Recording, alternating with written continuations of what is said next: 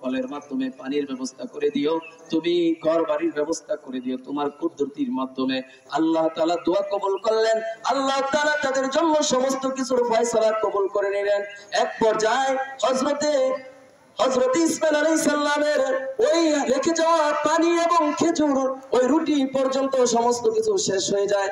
এমন অবস্থার মাধ্যমে ইসমাঈল হাউমাউ করে চিৎকার করে, মাসুম বাচ্চা, ছোট মানুষ, দুধের বাচ্চা চিৎকার করে, মা হাজরা পাগলের মতো দৌড়ে ছুটে বেড়ায়। পানিও নাই, খেজুরও নাই, খাবারও নাই। এদিক দিয়ে মা খাবার না পাওয়ার কারণে মায়ের দুধ পর্যন্ত বুকের শুকিয়ে গেছে। এবার ইসমাঈলকে কি খাওয়াবে? এক পর্যায়ে হযরতে হাজরা আলাইহিস সালামের তিনি তার জিহ্বার মধ্যে কিছু, জিহ্বার লালা মুবারক পর্যন্ত, লালা পর্যন্ত তার মুখে জিহ্বা চুষানোর জন্য ইসমাঈলের মুখের মধ্যে তার জিহ্বা পর্যন্ত দিয়েছিল। এক পর্যায়ে জিহ্বার পানিও শুকিয়ে যায়। এমন অবস্থার মাধ্যমে হাজরা পাগলের মতো একবার সাফা মারওয়া পাহাড়ে দৌড়ায়, একবার মারওয়া পাহাড়ে দৌড়ায়। এমন ভাবে তিনি ঘুরতে থাকে, এমন ভাবে তিনি 7 বার ঘোরান, 7টা চক্কর দিলেন। এমন অবস্থার মাধ্যমে এই পানির চিন্তায় দেখা যায়, কিছু দূর থেকে দেখা যায় যে একটু রৌদ্রের আলো পড়েছে পানির উপরে। সেখানে দেখা যায় যে পানির মতো কি যেন চিকচিক করে। যখন পাশে চলে যায়, যাওয়ার পরে দেখে যে এখানে কোনো পানি নাই, একটু রৌদ্র লাগার কারণে বালুটা ঝিকমিক করতেছে, চিকচিক করতেছে। আবার ওইদিকে দৌড়ায়। এমন ভাবে 7 চক্কর দেওয়ার পরে আল্লাহ তাআলা জিবরাইলকে পাঠাইলেন মানব রূপের আকারে। জিবরাইল আলাইহিস সালাম যখন আসলেন, আসার পরে তিনি ডাক দিলেন যে হাজেরা, তুমি কিসের জন্য দৌড়াও? এমন অবস্থার মাধ্যমে তিনি খুঁজে পায় না। তিনি দেখেন যে পাহাড়ের চূড়ায় একজন বিশাল আকারের একজন মানুষ দাঁড়িয়ে আছে। তিনি বললেন যে আপনি কে? বলে যে আমি মানব, কিন্তু মানব আকারে আমি আসছি, কিন্তু আল্লাহর নাজিলকৃত একজন ফেরেশতা জিবরাইল আলাইহিস সালাম। আমি এখানে আল্লাহর হুকুমে আসছি, তোমার কিসের প্রয়োজন? বলে যে আমার পানির প্রয়োজন। আমার সন্তান ইসমাঈলের গলা পর্যন্ত শুকিয়ে গেছে, সে মৃত্যুক্রম হয়ে যাচ্ছে। এমন অবস্থার মাধ্যমে তার পানি নাই, আমার এখানে কোনো খানারও ব্যবস্থা নাই। এখন আমি ইসমাঈলকে কি খাওয়াবো? তখন বলে যে হাজেরা, তোমার চিন্তার কোনো কারণ নাই, তুমি চলে যাও। দেখো আমি ডানা দিয়ে পানি দিচ্ছি, দেওয়ার সাথে সাথে আল্লাহ তাআলা এমন একটা ঝর্ণা সৃষ্টি করে দিবেন, পানির এমন একটা নহর সৃষ্টি করে দিবেন, যে পানি পৃথিবীর জমিন থেকে কোনোদিনও বিলুপ্ত হবে না। সুবহানাল্লাহ বলেন।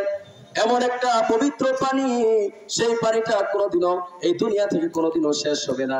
এবং দুনিয়ার সমস্ত পানির চেয়েও বিশুদ্ধতম একটা পানি হিসাবে এটা থাকবে পৃথিবীর জমিনের মধ্যে। হযরত ইসমাঈল আলাইহিস সালাম যেখানে পানির জন্য যেখানে কান্না করতেছিলেন, কান্নার মাধ্যমে তার পা যখন লড়াচড়া করছেন, সেই পায়ের নিচে করে দিলেন। সুবহানাল্লাহ বলেন। এই জমজমের পানিটা এত উপকারী পানি, সকল দুনিয়ার বিজ্ঞানীরা রিসার্চ করেছে, পৃথিবীর জমিনে এই জমজমের পানির মতো এত বিশুদ্ধ পানি আর এই পৃথিবীর জমিনে আর কোথাও নাই। এই পানিটা যে ব্যক্তি খাবে, দাঁড়িয়ে খাইলে 3টা উপকার রয়েছে। 1 নম্বরে শরীরের ক্লান্তি দূর হয়ে যাবে, সমস্ত রোগের শিফা হয়ে যাবে, এবং আল্লাহ তাআলা সমস্ত প্রকার ভিটামিন এই পানির মধ্যে আল্লাহ তাআলা রেখে দিয়েছেন। সুবহানাল্লাহ বলেন। এজন্য বলবো, ইসমাঈল আলাইহিস সালাম এমন ভাবে যখন এক পর্যায়ে এখানে পানি, অনেক লম্বা ঘটনা, পানি পেয়ে গেলেন।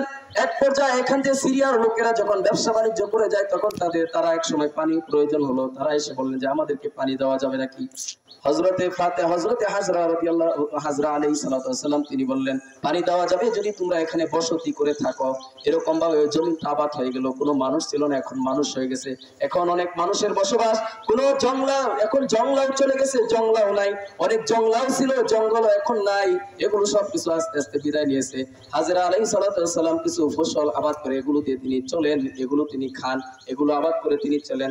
এক পর্যায়ে যখন হযরতে ইসমাঈল আলাইহিস সালামের যখন বয়স একটু বাড়ি হয়ে আসলো, যখন 9-10 বছর বা 12 বছরের কিনারায় যখন তিনি চলে গেলেন, এমন অবস্থার মাধ্যমে হযরত ইব্রাহিম আলাইহিস সালামকে আল্লাহ তাআলা একদিন স্বপ্ন যুগে দেখালেন যে হে ইব্রাহিম, আমি আল্লাহর রাস্তায় তুমি তোমার সবচেয়ে প্রিয় বস্তুটা কুরবান করে দাও।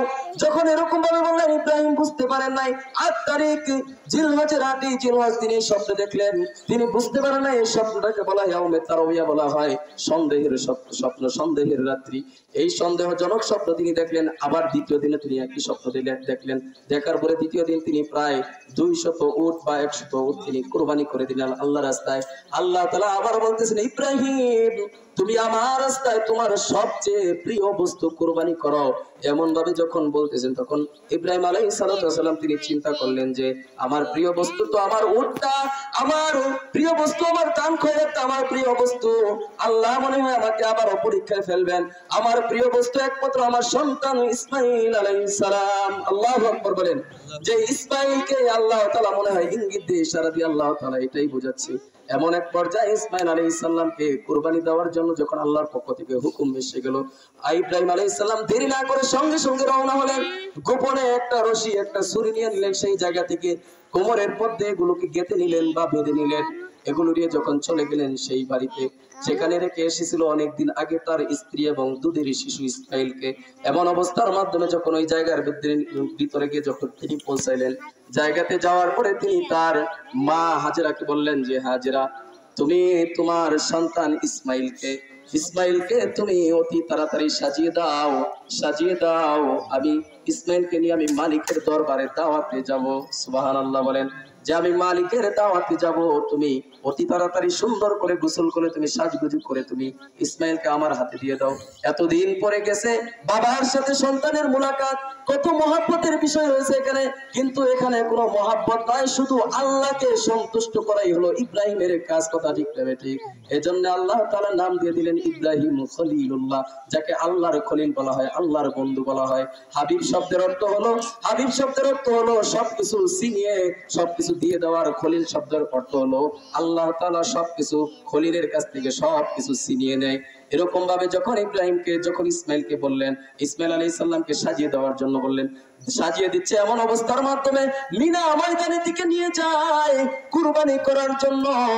রাস্তার মাঝে যাওয়ার পরে ইসমাইলকে শয়তান ধোঁকা দেয়। ইসমাইল, তোমার বাবা তোমাকে জবাই করার জন্য মিনা ময়দানে নিয়ে যায়।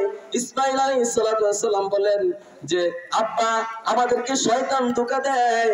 ইব্রাহিম বললেন যে ইসমাইল, শয়তান পাথর মারো।